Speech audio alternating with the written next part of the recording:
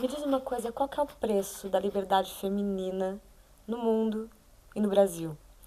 Num contexto de ditadura militar, Estado Novo, repressão, violência, imagina o que é uma mulher ser casada, ter um filho pequeno e resolver que vai se separar desse marido e que vai permanecer criando o filho dela em prol de uma paixão. Paixão que ela tem, que ela sente por um militante comunista, sendo ela também uma militante comunista. O mais forte dentro dessa história poderia ser a luta política e a tentativa dessa liberdade social e política que essa personagem, que essa mulher está querendo ter. Mas o mais forte dessa conversa é ela separar do casamento, é ela sair daquele lugar que ela está e o julgamento que ela sofre perante todos da sociedade. Isso podia ser uma história sua, da sua mãe, enfim, de alguma mulher que você conhece, mas é a história desse livro aqui, que é O Caminho de Pedras, da Raquel de Queiroz, obra obrigatória da FUVEST, e que traz aí, né, uma história muito importante e uma autora bem controversa, né? A Raquel de Queiroz, ela nasceu em 1910, ela veio de uma família que as pessoas sabiam ler, né? Ela, inclusive, é uma prima distante do José de Alencar. Ela começou a escrever, ela tinha 19 anos, ela escreveu o 15, mandou para vários jornalistas e escritores da época, alguns, inclusive, a maioria, duvidando que se tratasse de um livro escrito por uma mulher, sobretudo uma mulher tão jovem. De qualquer modo, ela sempre teve um acesso muito maior do que outras tantas mulheres da sua época. É interessante a gente já pensar que a Raquel de Queiroz, quanto mais velha ela foi ficando, né, menos política ela foi se transformando e ela também nunca se reconheceu, por exemplo, como uma mulher feminista. Mas também é importante a gente deixar claro que essa nomenclatura, essa compreensão do que a gente tem sobre o que é ser uma mulher feminista é muito recente. De qualquer modo, a Raquel de Queiroz então começou a escrever para jornais, passou a vida toda dela escrevendo para jornais e logo cedo se envolveu com o Partido Comunista, foi uma militante do Partido Comunista.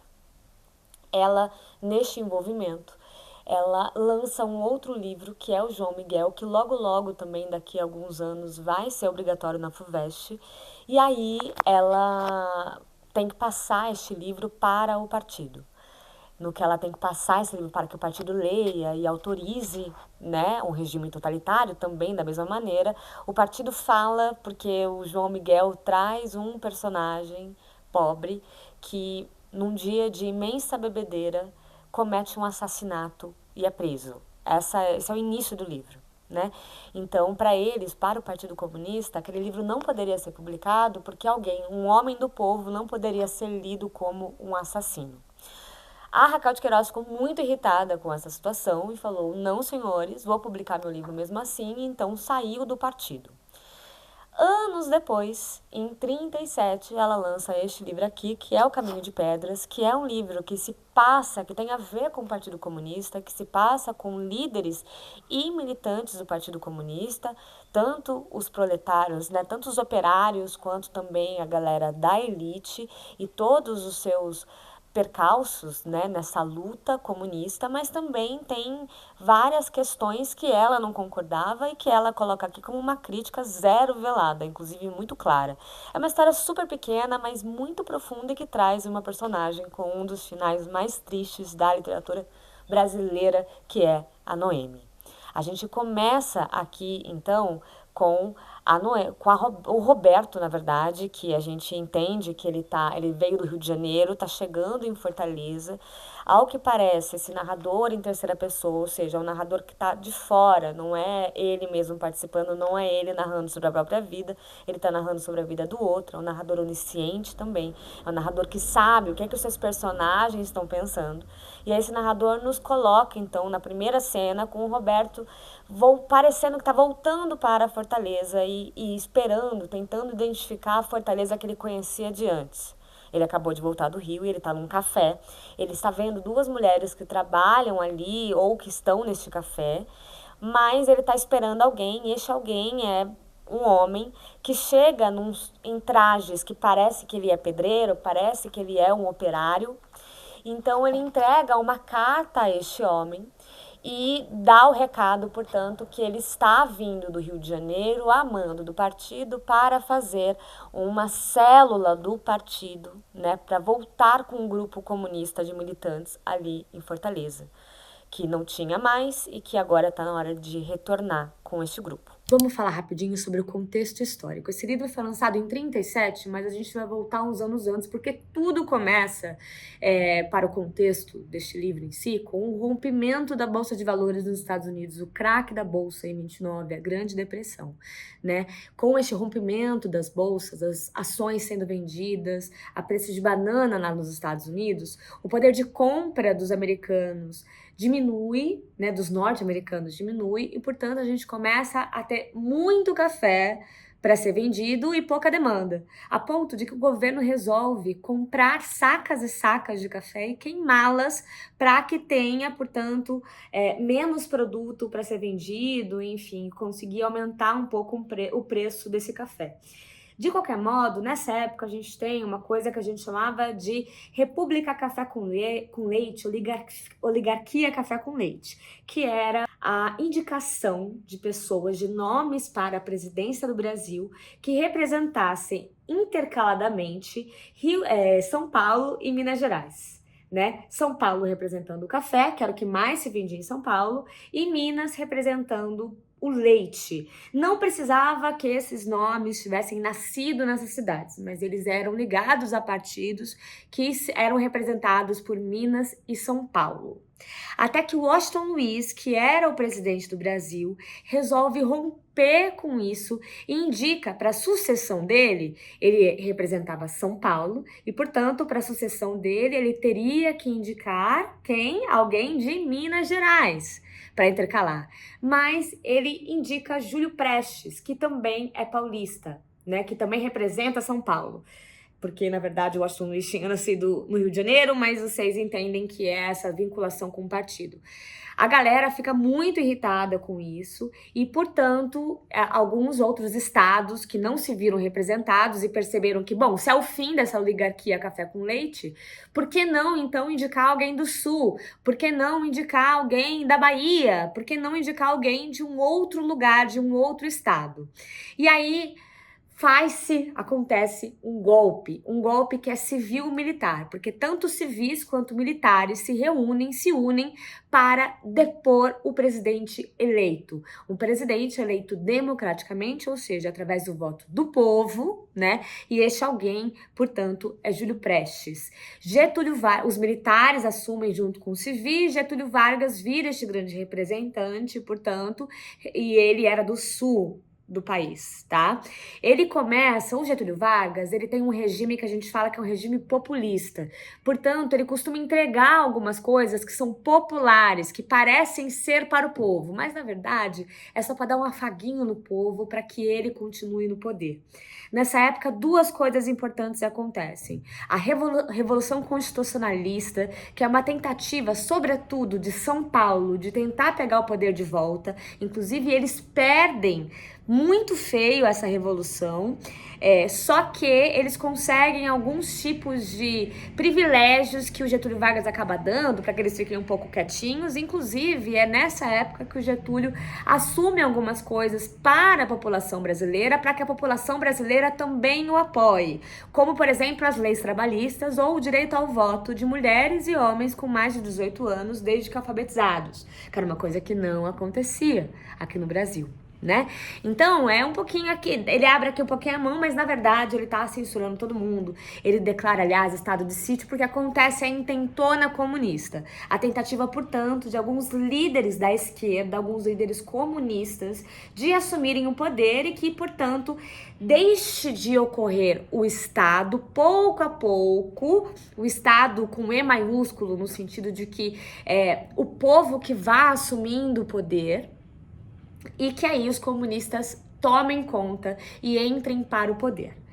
Nesse momento que o livro está sendo lançado, Raquel acabou de se declarar comunista, foi presa, inclusive, como uma militante comunista. O problema é que na época de lançamento de Caminho de Pedras especificamente, né, porque começa lá em João Miguel, o livro que ela lança antes, ela sai do Partido Comunista e não se identifica mais com o Partido Comunista, sobretudo por conta dessa divisão entre os intelectuais e os operários, porque o Partido Comunista quer se proletarizar. O que isso significa? Quer que o proletário, que quem trabalha em chão de fábrica, assuma o poder e que os intelectuais sejam deixados de lado, né? Inclusive, alguns são lidos como inimigos ali do Partido Comunista. Tá? E depois disso, a gente ainda vai ter o golpe de 64, um tempo depois, que aí sim, né, é um golpe que é feito pelos militares que assumem o poder e, portanto, acontece uma ditadura militar com censura aos artistas e assim vai. Mas aí a Raquel já tá em outro processo ali de posicionamento político, né? Voltando aqui para a história do livro, a gente tem o Roberto, que então ele entrega essa carta e ele vai se encontrar então com este grupo de homens de Fortaleza para ver se eles estão dispostos a voltar a se encontrarem. De cara já causa um estranhamento, porque o Roberto a gente percebe que ele é um intelectual. E há uma divisão no partido, essa é uma das críticas nada veladas da Raquel de Queiroz, há uma questão no partido de os proletários, os operários contra os intelectuais. Porque os intelectuais querem chegar mandando com o que eles aprenderam da vida lendo o livro, enquanto os operários estão ali no chão de fábrica e estão levando nas costas, né? Dentro dessas nomenclaturas, inclusive, os operários são chamados de tamancas, enquanto os intelectuais de gravatas. Então já tem ali uma desconfiança. Um dos personagens vai virar para o Roberto e vai falar: vocês sempre chegam aqui achando que vocês podem mandar e desmandar, que vocês sabem o que vocês estão falando, vocês não sabem, quem sabe é a gente. Inclusive, para quem me segue, sabe do meu amor incondicional, né, pela Patrícia Galvão, pela Pagu, vai ver também que ela já falava bastante sobre isso e como ela era convidada pelo partido, inclusive quando ela foi expulsa do partido, isso a Patrícia Galvão, né, ela lutava para tirar essa história de que ela era uma intelectual, porque ela era casada com Oswaldo de Andrade, e ela ser vista com os intelectuais da época era muito ruim para ela, e não só para ela, mas também para o partido, para a luta e etc. Aliás, tem toda aqui as questões de que quando um operário vê um intelectual que também é comunista e que luta junto com ele, eles têm que fingir que não se conhecem, porque um intelectual conhecer um operário é claramente uma questão, é porque ele é de esquerda, dentro das ideias ali da polícia, que a polícia já chega atirando. Enfim, então a gente tem essas brigas diversas ali dentro daquela célula. Os protagonistas desse livro começam, então, a tentar se reunir. A gente vai conhecendo as personagens mulheres que se reúnem ali. Algumas levam os filhos, crianças que também são presos, que também passam por percalços. Só que a gente tem, principalmente, Roberto e Noemi. A Noemi trabalha numa loja fotográfica. O marido dela, que é o João Jacques já se envolveu com o comunismo no Rio de Janeiro e hoje ele não tolera mais o comunismo, né? Ele não é exatamente um cara de direita, mas ele claramente não acha que vai funcionar aquela luta. Só que a Noemi acha que vai e ela quer, então, começar a fazer parte dessas células, fazer parte desses grupos, né? Só que eles têm um filho pequeno e ela ainda trabalha para fora porque eles não são ricos. E, inclusive, quando o João Jacques é apresentado pra gente por esse narrador, um dos personagens, que é o Felipe, fala assim: olha, o João Jacques é um desertor, ele nos entregou, né? Ele foi expulso do partido e um dos problemas dele é que ele lia demais, ele considerava a literatura demais. Então a gente também vai entendendo isso enquanto a gente, de uma maneira bem velada, também está percebendo que está rolando uma paixão entre o Roberto e a Noemi, enquanto eles estão se conhecendo e estão na mesma causa ali. né?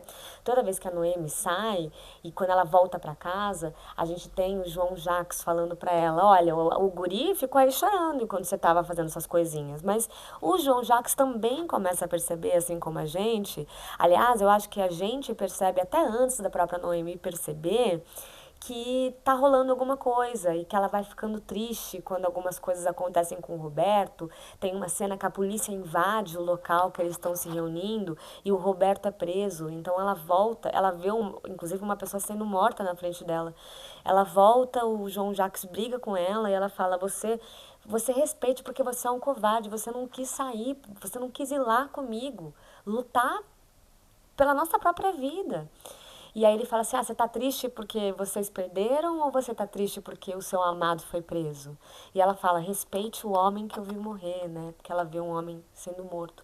Então, assim, você tem essas questões, essas ideias de uma liberdade política, de uma liberdade social, de uma tentativa de que não, né, da miserabilidade deixar de existir, de direitos iguais para todos, etc., enquanto também está acontecendo a coisa mais universal que existe, que é alguém que deixa de amar o outro e uma paixão avassaladora que te tira do eixo.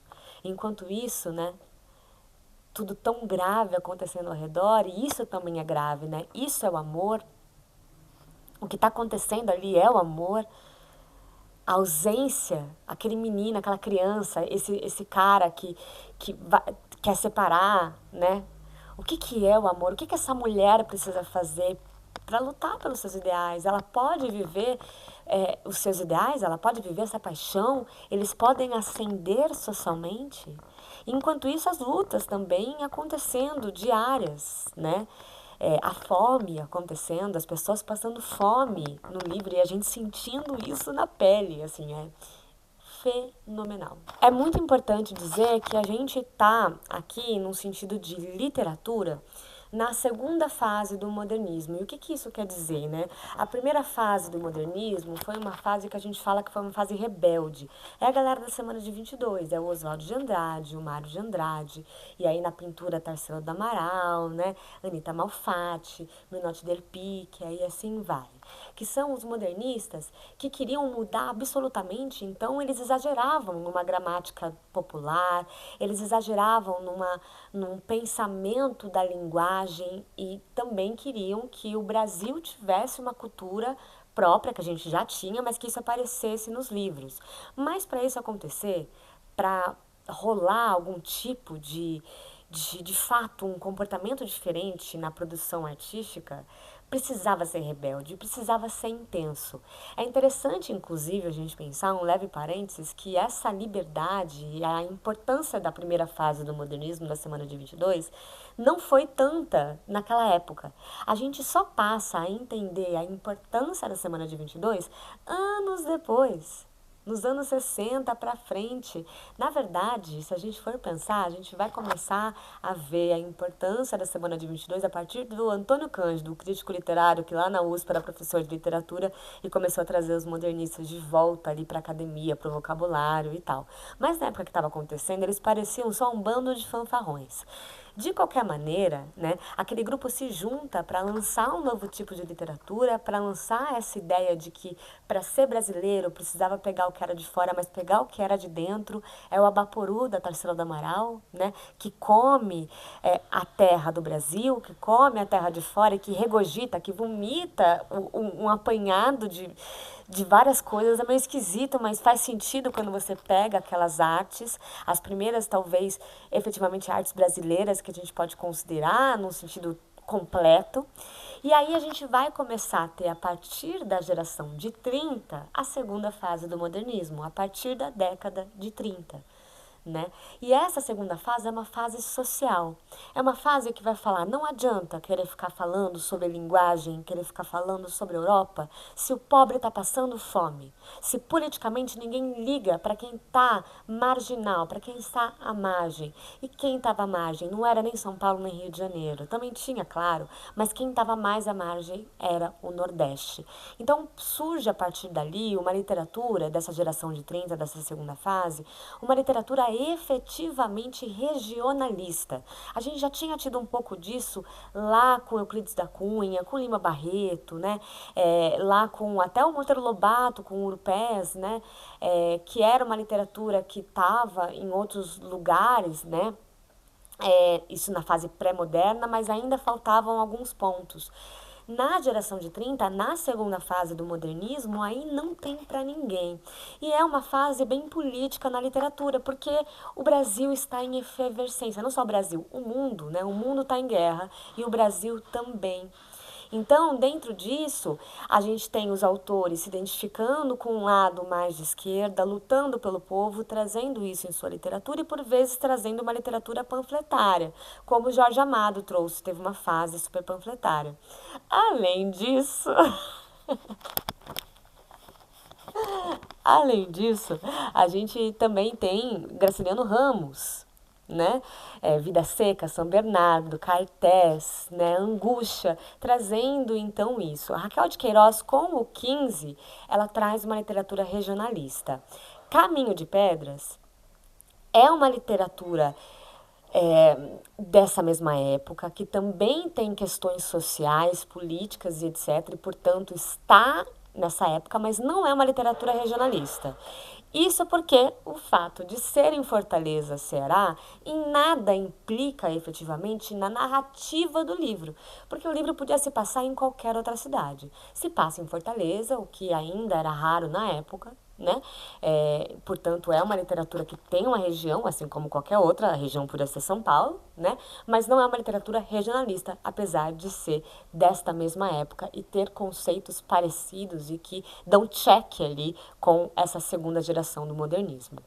A Raquel de Queiroz, como eu disse para vocês, ela se envolveu com o Partido Comunista, mas quando ela rompe com o partido, também por conta, ela vira trotskista, porque a gente também tem que entender as diferenças todas entre o socialismo e o comunismo e também a ideia que a gente tem, que a gente não conversa muito sobre isso, sobre a diferença do comunismo, do trotskismo, do anarquismo, né? Onde cada uma quer chegar. O grande lance é que mesmo com a Raquel de Queiroz tendo se envolvido com o Partido Comunista, a partir do momento que ela sai, que ela se desvincula ao partido, ela começa primeiro a se identificar com um partido, um ideal mais trotskista.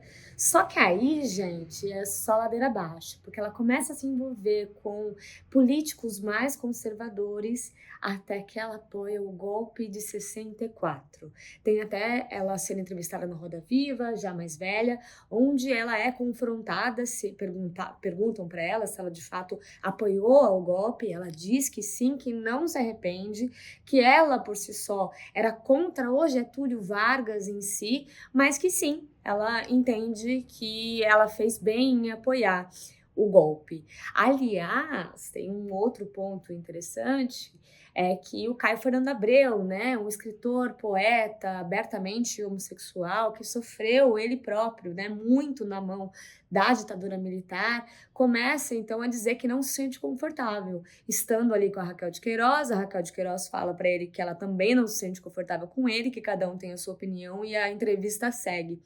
De qualquer modo, eu começo esse vídeo falando sobre essa autora controversa, porque de fato a gente tem livros onde ela se identifica com o Partido Comunista e não apenas, mas também com uma luta mais à esquerda e depois morre, né, vive o resto da vida até a sua morte como uma pessoa mais conservadora, ligada mais aos partidos de direita, inclusive apoiando ao golpe de 64. Não à toa, né, este é o último livro dela, onde ela retrata o Partido Comunista, que apesar de ter uma coisa ou outra um pouco mais ligada ao lado trotskista que ela estava naquela época, né, em 37, apesar disso, né, que tem duras críticas não só ao partido, mas também ao regime como um todo. E o próprio fato do final deste livro ser um dos mais tristes da literatura, aliás, a gente vai vendo aqui como as mulheres são tratadas nesse livro, não só pela sociedade, tem uma cena, né, que eles falam, que o narrador fala assim, todo mundo julgava a Noemi, Porque por mais que todo mundo fosse independente, no fundo do seu coração, né, todo mundo quisesse lutar por uma liberdade atroz, né? Apesar disso, ó, queriam ser independentes, tinham ideias, mas no fundo do coração tinham horror de coisa ruim, do nome feio. Em geral, condenavam Noemi. Então, dentro disso, né, como essa mulher é tratada por querer viver uma paixão e depois as outras liberdades que ela tenta. Até as horas que ela ou outras mulheres tentam falar ali dentro das células, dos grupos, elas são rechaçadas, os homens falam, as mulheres estão achando que elas vão poder entrar aqui e falar, elas não vão. Também são tratadas apenas como corpos e não como seres pensantes, né? A própria Noemi, quando ela está numa decisão de separação ou não, ela percebe o quanto que o corpo dela está sendo usado e que pelo partido, mas está sendo usado pelo Roberto, está sendo usado pelo João Jacques, está sendo usado pelo Guri, que é o filho dela, está sendo usado pela sociedade, tudo, sabe? E ela perde tudo, ai, é um preço muito caro para essa mulher tentar ser livre.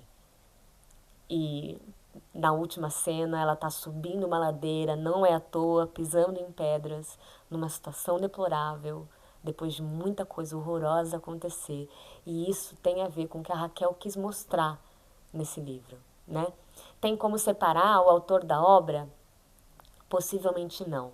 Mas também não tem como a gente considerar o peso que este livro tem na literatura brasileira, então eu prefiro que todos saibam sobre essa história, leiam essa história e saibam os pormenores para aí sim seguir no que, enfim, acham mais importante, né? De qualquer jeito, é um livro muito bom, que me lembrou muito Patrícia Galvão, e que, enfim, também não vejo a hora de falar de João Miguel, que é um livro dessa mulher, assim, impressionante. Leiam e me contem aqui